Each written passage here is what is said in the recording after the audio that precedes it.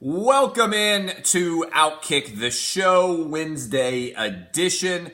I hope all of you are having a fantastic time wherever you may find yourself in the country. I want to encourage you all to get ready for the Super Bowl by going and checking out OddsShark for all your gambling and informational related needs. And also, I want to encourage you to go to thehomeloanexpert.com. Why thehomeloanexpert.com? Because you probably got way too much credit card debt right now, and you need to be able to get out there and make your financial house get in order. And you need to get hooked up by my friends at thehomeloanexpert.com. They're the presenting sponsor of the Anonymous Mailbag, thehomeloanexpert.com. Go there today, and you will be glad that you did, and you will be able to save a bundle. They can help you skip a few months of mortgages. They can turn a 4% mortgage rate into a 2%. They can kill all of your credit card debt. Get hooked up now. Wherever you go in or live in the country, go to thehomeloanexpert.com. Okay. I'm going to consider this to be kind of my address about where I see 2018 going in the world of sports media. Thinking a lot about the future of media in general, the future of sports media in general, as we come into the start of 2018. Now, a lot of you will remember I was asked what did I think the biggest story would be in 2018 in terms of sports.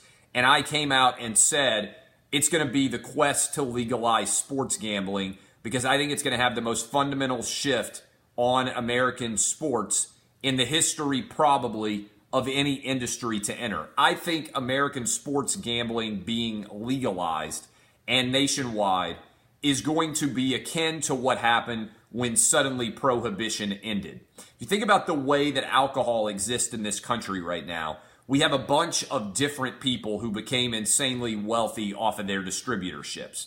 You're allowed to distribute Anheuser-Busch in this area, and you get the Coors distributorship in this area. And why do we have all this hodgepodge of different regulation? It's because every state and many counties and cities and jurisdictions has their own different alcohol rule.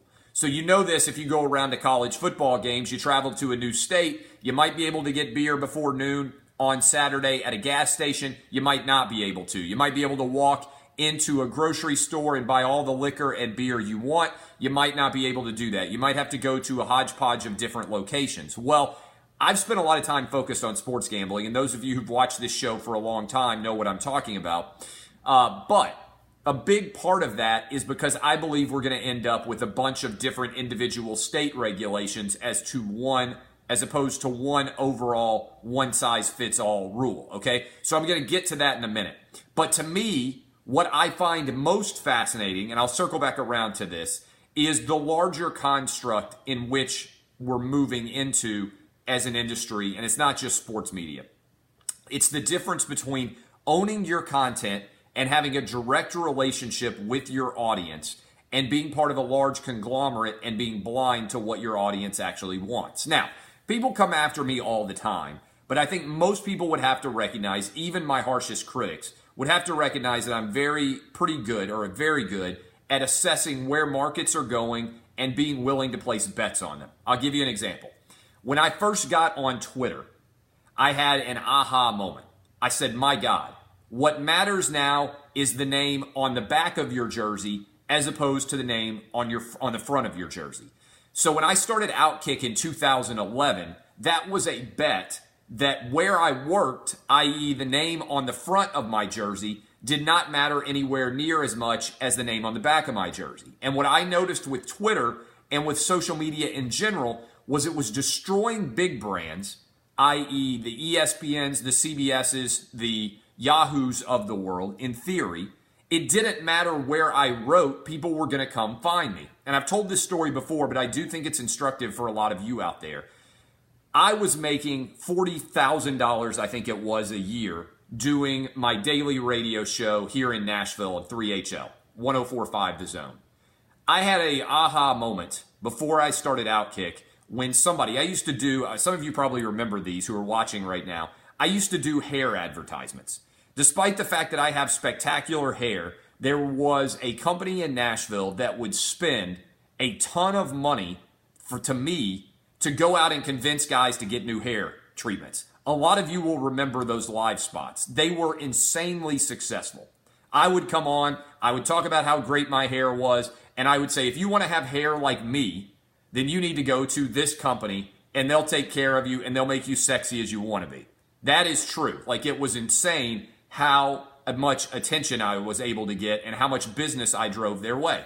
And a lot of times people like me who are in the content creation business don't think about the content profitability business or where the money goes. We just focus on creating original content, and we're not plugged in to the actual dollar value of what we're doing. Well, for me, local radio was eye-opening because I knew exactly how much that company was paying for my live spot. And at the time, I believe it was $250 a live spot. And I got $50 of that. So every time I did a 1-minute ad on the radio, I got $50. And the company paid $250. I'm sure the rates have gone up since then, but that's a look behind the kind of curtain of how sports talk radio works.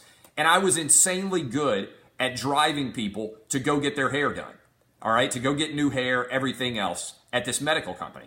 Well, so they wanted to sign me up for 6 months. So I would go out on sales calls with our sales staff, and I was sitting across the table from the company, and they said, we want Clay Travis to do our ads for the next 6 months, and we're going to pay you $50,000 for him to do that. And they just stroked a check right then and there for my live spots to the company for the next half of the year. That $50,000 check, which was more money than I'd ever seen in one place before, all stroked out on one check, was effectively money they were paying me to be able to get people to come in and do their hair treatments. That $50,000 check from one advertiser was more than I was going to make for an entire year of doing 3 hours a day of radio. And I sat back for a minute and I said, well, holy shit. How much money is this company making off of my labor? That was the beginning of my think like a helicopter dick, not like a mosquito dick. Up to that point, I had thought like a mosquito dick. Oh, I hope one day I can make $100,000 a year in sports media, in sports radio, writing online. Around that same time, I was also writing every day at Fan House, and they were paying me, I think it was $30,000 a year. So as hard as I was working everywhere I was going, I was making $70,000, and I was happy to be making it, okay? But I was thinking like a mosquito dick. And if you're not careful, mosquito dick thinking will dominate your lifestyle.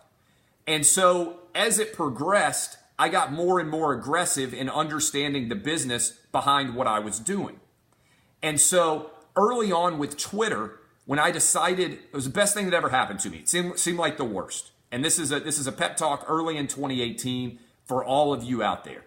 I was writing at Fan House. There was literally an extension on my boss's desk that was going to pay me 6 figures a year to write. And I was thinking, holy hell, I'm going to make $100,000 a year to write. This is going to be unbelievable. I'm tripling my salary. I'm going to be the best paid guy anywhere in America. That's what I felt like. I felt like, man, I'm going to be filthy rich. I went into a discussion on the future of media in 2011. This is 7 years ago. 7 years ago, I went into a discussion of media, the future, okay, of media. I turned my phone off.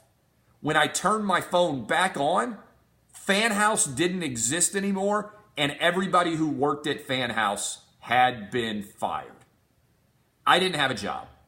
I had a 3-year-old, I had a 1-year-old, and I had a $40,000 a year job, and I had a wife who was still on maternity leave.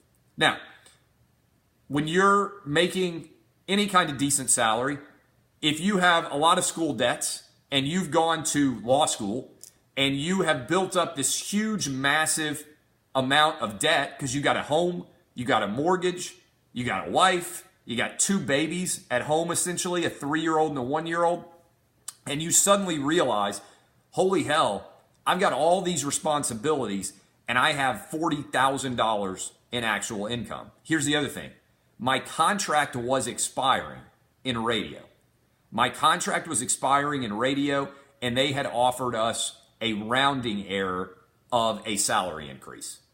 I had signed a 1-year radio when I started doing radio. They had offered me $5,000 more effectively in radio to sign a 3-year deal. And I said, holy hell, this is a mess. So I set back in 2011, all right? And I was, around that same time, I got paid for a couple of months. And early that year, I've told this story before, but I was sitting watching a minor league baseball game. It was Nashville Sounds against somebody here in my hometown of Nashville. And I felt just like a AAA baseball player.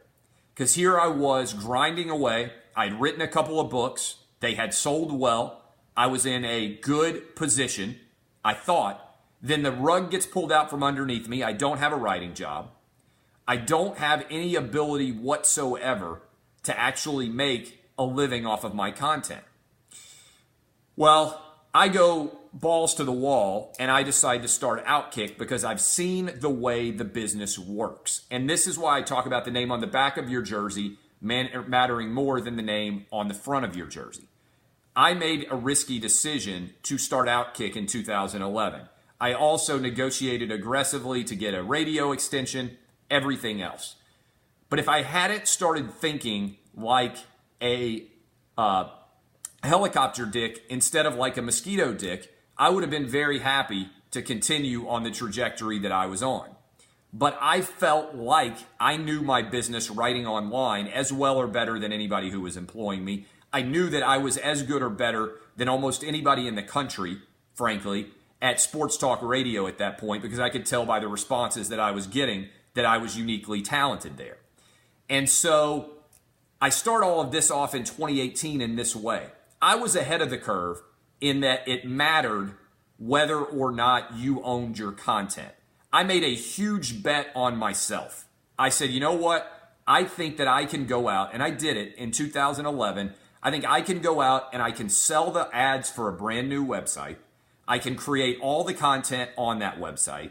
I can continue to grow everything that I do, and I can grow this business while I'm simultaneously doing radio. Now, I work harder now than I ever have before, but that decision in 2011 made me a millionaire several times over, all right, up to an 8-figure guy. I'm not a 9-figure guy yet, but I would like to one day be a 9-figure guy. But I also was betting on myself because I had found this to be true. The more opportunity I give myself to make decisions, the better I am able to control the future. In other words, not only did I want to control my content, but I wanted to control everything that I did. I didn't want somebody telling me, you can say this, you can't say that. You can say this, you can't say that, which every single person who works for a big media company knows exactly what I'm talking about. And so when I look at this Netflix versus Disney battle, which I think is playing out on a grand scale, a scale that I'll never ascend to, a scale that nobody watching this is likely to ever ascend to. What it really boils down to is legacy media versus new media. All right, I want you to think about this for a minute. It's a play that often occurs. When the internet happened to sports media, there's a fascinating story that one day will be written. I'm not sure who will write it, but it will be a fascinating story. And they will go look at Sports Illustrated. And they will say, okay, Sports Illustrated, what did you decide to do when the internet hit? When the internet hit, Sports Illustrated looked at the internet and they said, man, that seems like it's going to be a big deal, but it's not going to fit well with our legacy business. It's not going to fit well with the Sports Illustrated magazine. The Sports Illustrated magazine is dead. I don't think in 5 years they'll publish anything but the SI swimsuit issue. And the reason why the internet was such a huge conflict for SI was they said, man, we've got this great business, okay? We got this great business model, and our business model is we print a magazine, and we can only sell 100 ads inside this magazine, okay? And as a result, we can go out to everybody that we're trying to sell those ads to, and we can say, hey, Wendy's just signed up. Are you on or are you out, McDonald's? We've only got 100 pages. Once those 100 pages are sold, we're not going to sell anymore, okay? There is a limit to how much we are going to sell. Well, the internet is infinite. And if you are a popular magazine, you can raise your ad prices because what you are selling is finite. Okay? When you're selling a finite number of anything, you can go out and say, hey, sorry, we're sold out. If you want to get in next week's issue, you can. You want to get in a month's issue from now on, you can get in. And so what it did was it drove the cost of advertising higher, and they were able to charge more and more to advertisers, which allowed them to pay more and more to the people who wrote for the magazine, which allowed the quality of the magazine to increase. Okay? I want you to think about the business model here. And from a business perspective, all SI was doing was delivering ads to your doorstep. A lot of people miss business. I always say, what's the business here? The business of SI or newspaper was simple. They deliver advertisements to your door. Now, most people don't think about that. They're like, oh, do I want to read this article? Do I want to look at the picture of the pretty girl in the bikini? From a business perspective, the only reason those entities exist is to deliver ads to your doorstep. And significantly, it was a limited number of ads. Now, the newspapers got killed because where they made the most money by far was the classified ads. And then the classified ads went online. Craigslist destroyed every newspaper's business model as it existed in the 1990s. Okay? So, what you ended up with was a company like SI that said, wait a minute, we can sell advertisements for hundreds or thousands of dollars. It's a great test. I don't remember the exact number, but I think SI was charging in the hundreds of thousands of dollars for an ad, a single ad. Or we can sell all these ads for pennies online and we can compete against everybody. Because when they were a print publication, who did SI compete with? Maybe they competed with People. Maybe they competed with Sporting News, somewhere like that. But in general, they didn't compete with everybody else. They only competed with a small arena of their hardcore competitors. So think about it from a business perspective. Suddenly, they're competing with everybody on the internet. And they're not competing with everybody on the internet creating original content. They're competing with everybody on the internet who might go into an article that they wrote and pull out a few words and turn it into an article and aggregate it. And they looked at it and they said, we don't want any part of that business. Well, SI is dead. Okay? They were trying to fight a two-fronted war. They were trying to do the internet while at the same time they were trying to protect their existing legacy model business. The reason why I bring that up is because I believe that's what's going on right now with Netflix versus Disney. Disney is aware that its existing business of a bundle, the bundle business of cable, of which ESPN is the primary part, is like the magazine. Okay? They are SI, the magazine. They are selling their bundle subscription to everybody. But most people don't know they're paying for it. It's an incredible business. But Disney is looking over at Netflix and they're saying, wait a minute, Netflix is going direct to consumer. And right now they are creating an entirely massive audience that just added over 8 million subscribers in last quarter alone. And they are going direct to consumer, taking your money, Netflix is, and then they're pouring all that money back into creating original content. Things that you have to watch. Stranger Things, for example, right? Stranger Things 2 used to be House of Cards. I said yesterday on this show, if you had bought stock in Netflix on February 1st, 2013, the day they released House of Cards, their first original program on Netflix, the stock price was $26 a share. It's now, somebody can tell me the latest share price, I think it's like $255 a share right now. It is basically 10 times in the last 5 years. Okay? It's gone from a $10 billion business to a $100 billion business in the space of 5 years. At that same time, Disney, which initially was happy to take the money from Netflix to share all of its old movies, suddenly realized, holy crap, we are getting our ass kicked here. If these growth rates continue, Netflix is going to pass us. And that's the motivation behind the deal between Fox and Disney.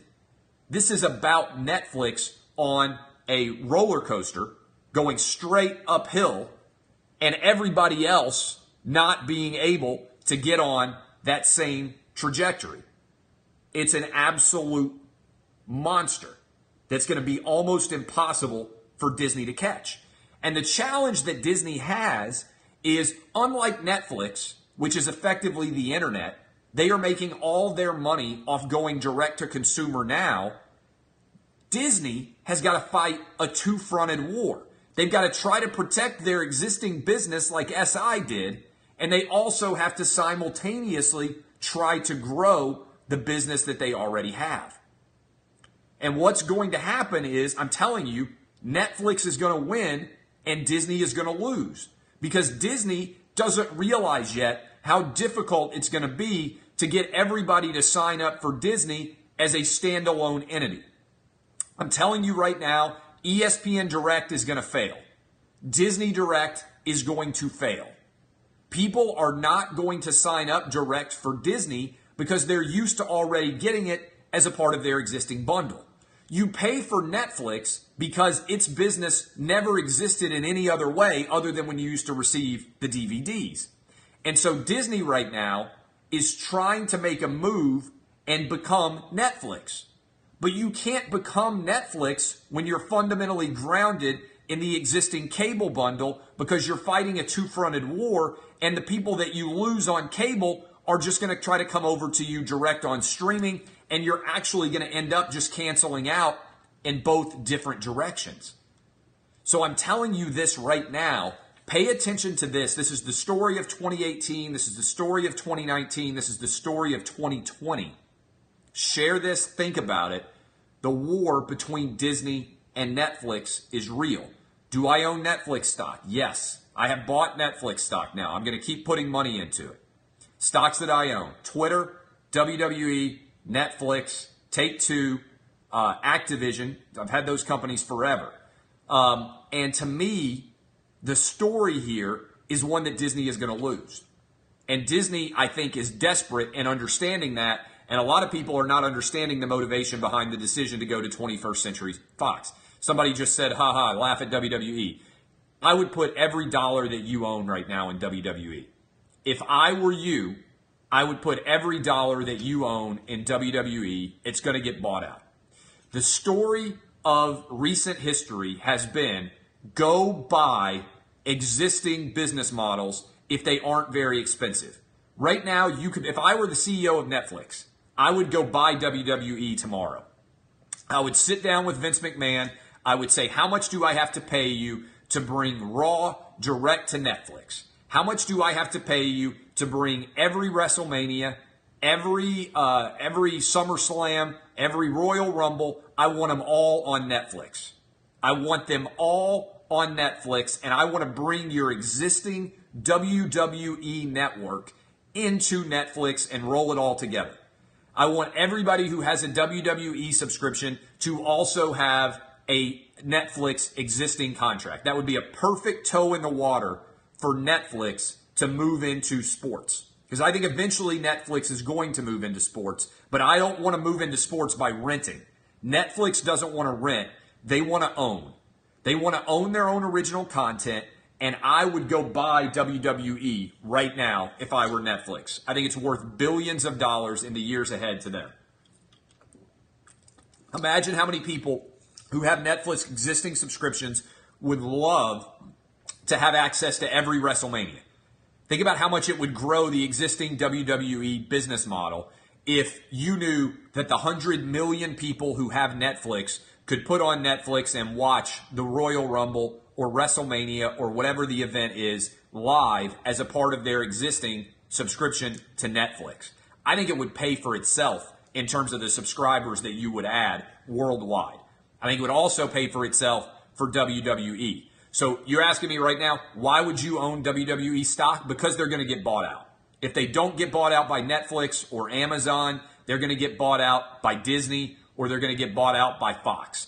Somebody is going to buy WWE, and I think you're probably going to make at least 50%, and it wouldn't stun me if that happens in 2018. I keep pouring money into WWE. I am telling you, it's going to happen. They're going to get bought by somebody, and they're going to own that original content. If I were also out there If I were also out there and I was the CEO of Netflix right now, I would want the relationship with Vince McMahon because I would want the XFL, I would want to own the league, and I'd want to put the league on Netflix. I want to own the league. I don't want to rent anymore. Everybody else out there right now is renting sports leagues. I want to buy the sports league, and I want to own it all the way across the board.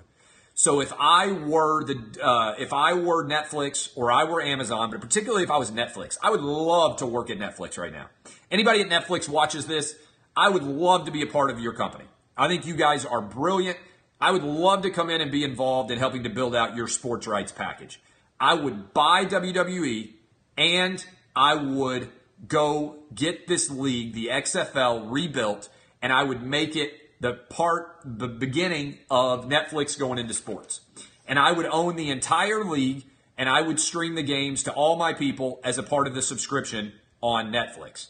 I'd go out and I'd sign Johnny Manziel. I mean, really, I would love to work on the XFL because I think there's a real possibility there, and I've written about this. But that, I think, is a brilliant move. So if you want a stock tip from me, go buy WWE right now. And here's the other big move that's going to happen. Sports gambling. The NBA is out there arguing right now that, and this is, by the way, where I'm going to make my jet money. Okay, where I am going to make my jet money is in sports gambling. As it moves across the country and becomes legal, my audience at Outkick is going to be a gold mine. Everybody who didn't do what I did is going to say, why didn't I start my own site? Why didn't I go independent? Why did Clay Travis spend years doing his own show on Facebook and Periscope? Because I control my content and I control my distribution. And when sports gambling becomes officially legal, I will have a relationship at some point with a company that will go direct to consumers and will be a part of Outkick, and I'll be on a jet every day wherever I want to go. There's no doubt about it. And by the way, every now and then somebody comes in and says, oh, so-and-so makes more money than you. First of all, let me say this. If you worry about what other people make, you have a mosquito dick. If you worry about what other people you don't know make, you don't even have a mosquito dick. You've got a negative dick. There's nothing more pathetic than bragging about somebody you don't know and how much money they have. That's like bragging about somebody you don't know having a hot girlfriend and getting to sleep with her.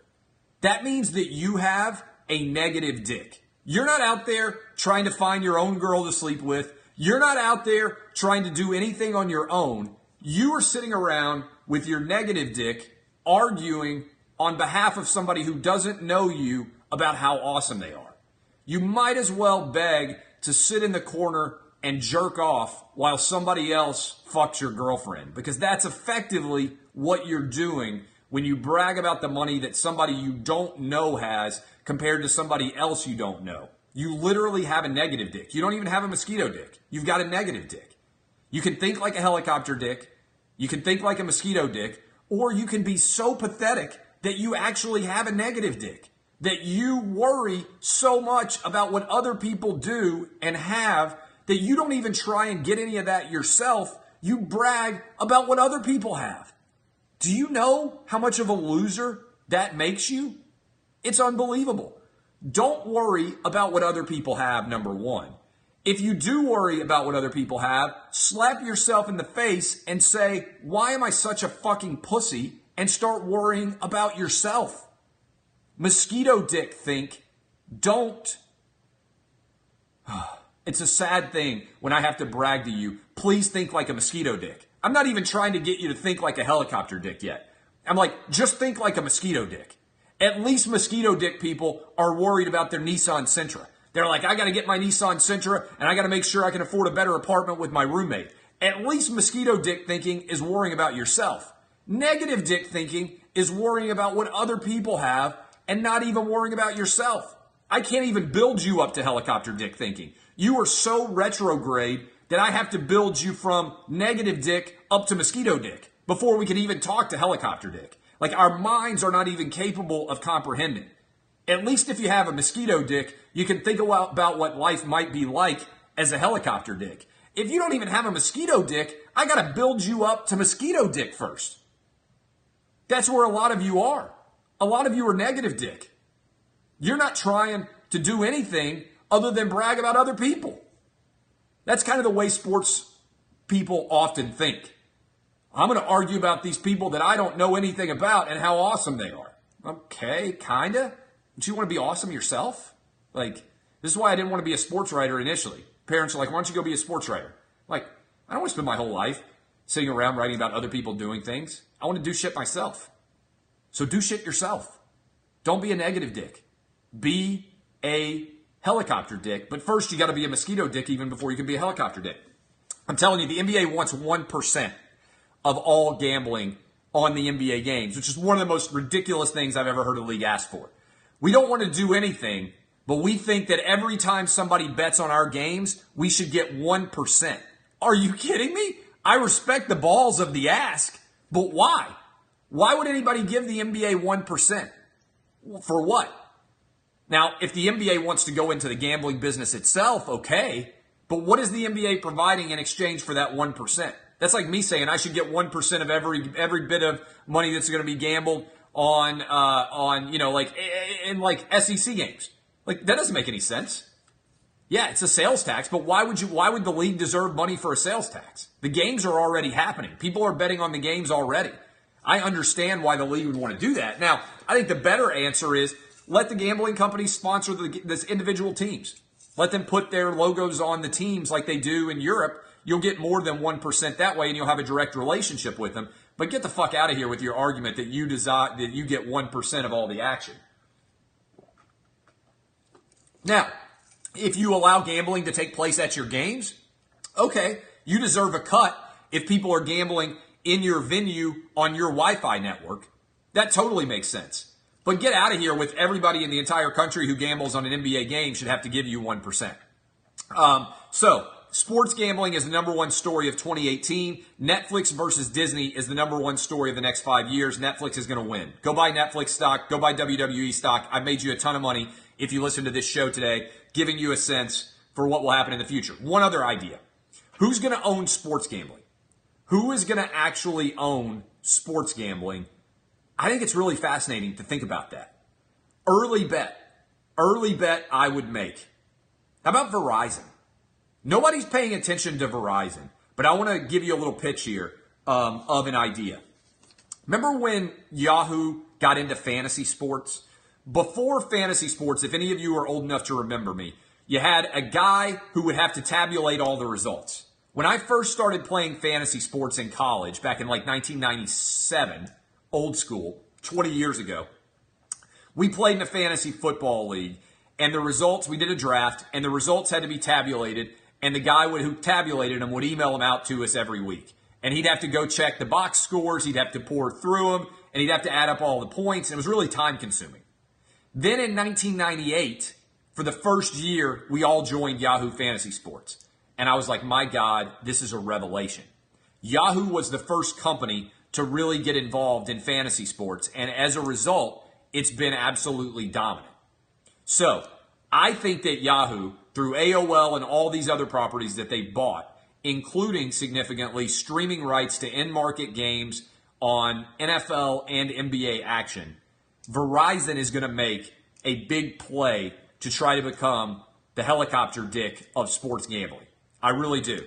I think it potentially is going to be game-changing for them. Somebody's going to get in and be the Coke of sports gambling. It's going to be dominant. I can't wait to see how it's all going to happen.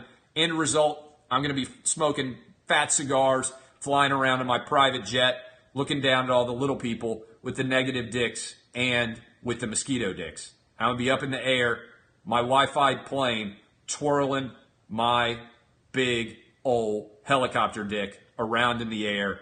Think like a helicopter dick in 2018. Don't think like a mosquito dick. I am Clay Travis. If you enjoyed this show, share it with your friends, your family, everybody else. Remember, you don't have to have a huge dick. You don't even have to have a dick at all. Girls can think like mosquito dicks.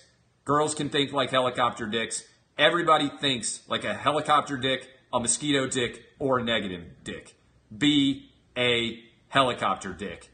Don't be a mosquito dick. And certainly don't be a negative dick. I am Clay Travis. This has been Outkick the Coverage. Share it with your friends. Don't be a pussy. And especially, don't be a negative dick or a mosquito dick. Talk to you guys tomorrow morning, 6 to 9 a.m. on Fox Sports Radio with Outkick the Coverage. 300 stations nationwide. XM Channel 202, Sirius Channel 218. I'm everywhere. We'll see you. Bye. And, yeah, remember, stay woke, boys and girls. Almost as woke as me. See y'all.